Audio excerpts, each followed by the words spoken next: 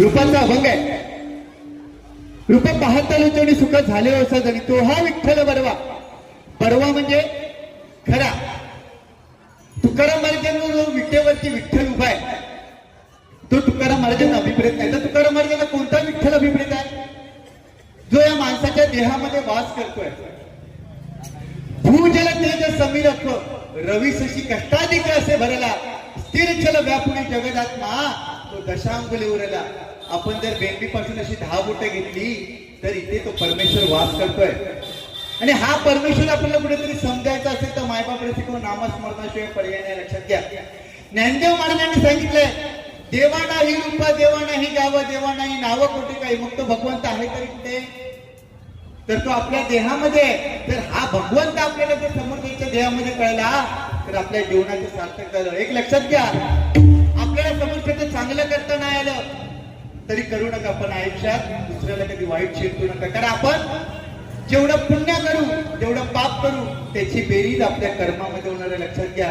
कारण दशरथ राजा मरणाच्या उंबरठ्यावरती असताना दशरथ राजा त्याची जोरात किंकाळी मारली का? कारण ऐन तारुण्यात श्रावण बाळाला मारलेला बाण आणि त्याचं रडणं श्रावण बाळ गेलेल्याची बातमी जेव्हा त्याच्या आई वडिलांना कळली तेव्हा त्याचं विवळणं त्या दशरथ राजाला शेवटच्या क्षणाला दिसत होतं म्हणून त्याने जोरात किंकाळी मारली. लक्षात घ्या. अहो कर्म पूर्ण मायबापाचं सुटलेलं नाही. लक्षात घ्या. साक्षात प्रभू राम सत्ययुगातले परशुराम बापाची आज्ञा शिरसावरनं मानली. जमदग्नी ऋषी आणि आईको रेणुका माता एकदा गंगेवरती तीर्थ आणायला गेले हो. आणि जमदग्नी ऋषींनी सांगितलं की तुझ्या आईला थोडासा जरी यायला उशीर झाला तर आईची मान धडावेळी करून टाक. बापाची मान आज्ञा शिरसावरनं मानली आणि आपल्या आईचं मुंडकं उडलं. पण ते पाप परशुरामांना कधी भोगावं लागलं? त्रेतायुगात.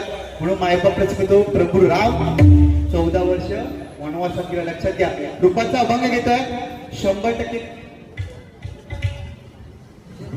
या ठिकाणी आमच्या पाठीशी वेळोवेळी असणारे नितीन पवार साहेब या ठिकाणी एकदा जोरदार टाळ्या होत्या त्यांच्यासाठी. मागा वाटला काय थांबू सांगता का?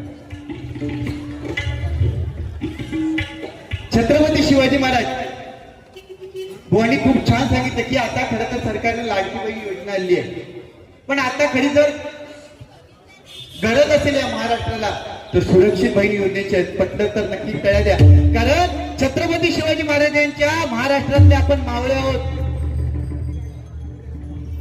ज्यांनी आपल्याला परस्त्रीला माते समान मानायला शिकवलं.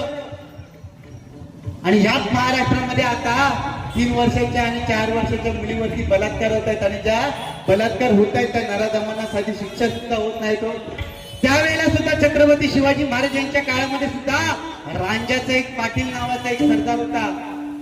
त्याने काय केलं? एका स्त्रीला दिवसा भोगली आणि तिला विहिरीमध्ये फेकून दिलं. ही बातमी छत्रपती शिवाजी महाराजांना कळाली.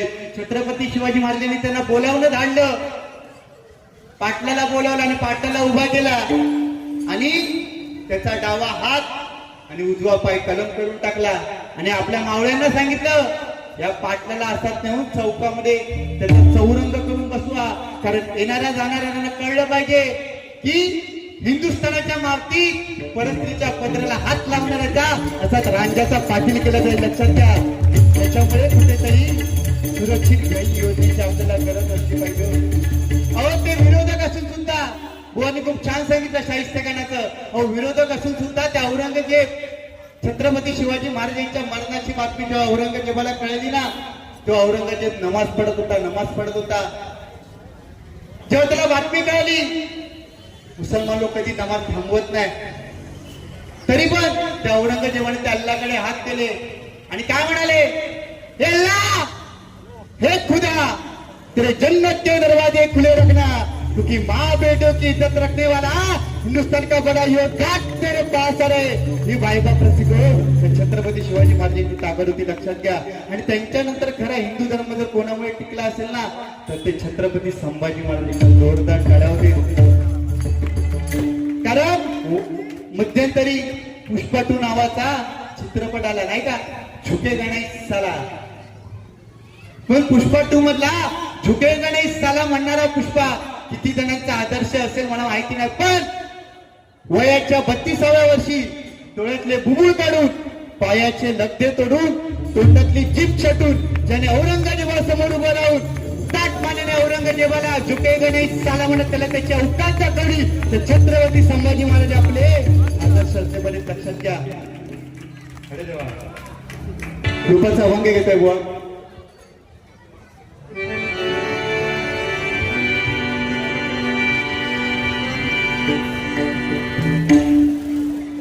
काय बोलू कळत नाही, पण ठीक आहे बुवा. देशाला ना घेते नाही नाही, कसं नाही, मी विचारतोय हो. कारण काय, कारण आपणच आता नियम लागलेत आणि आपणच नियमाचं उल्लंघन केलं तर वेगळं होईल नाही का. त्याच्यामुळे मी पुढे पण काहीतरी वेगळं होईल. तुम्ही सांगितलं मी शांत बसणार नाही, मग माझं पण मागं लवकर दाखवून लागतं, पण मी नाही दाखवणार. कारण बुवा माझ्यासाठी देव आहे, मी त्यांचा भक्त आहे, त्याच्यामुळे मी त्यांच्या चरणाशी लीन आहे बुवा. त्या फक्त शेवटपर्यंत मला लीन राहून देत. कारण सुरुवातीला आलो बुवा, पहिल्यांदा मी तुमच्या पायाशी नतमस्तक झालो बुवा, त्याच्यामुळे ओके.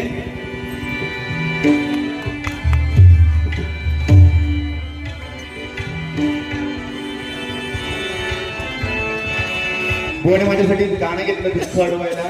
तुमचं दुःख अडवायला मी बुवा नक्की असेल. तुमच्यासाठी सुद्धा गाणं घेतोय.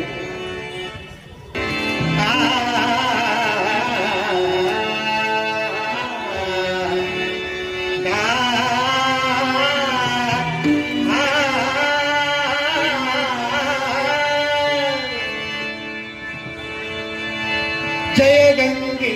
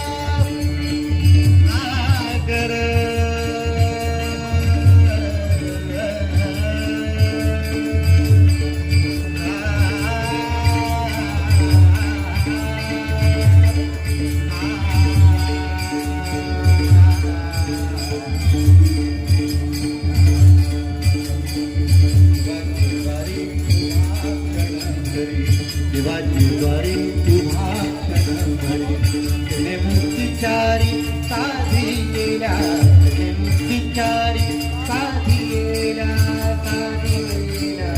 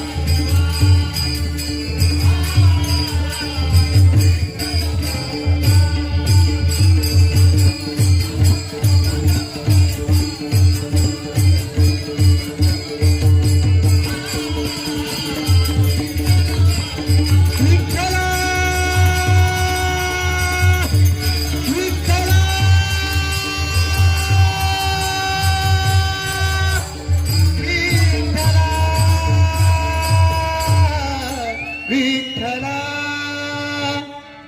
धन्यवाद.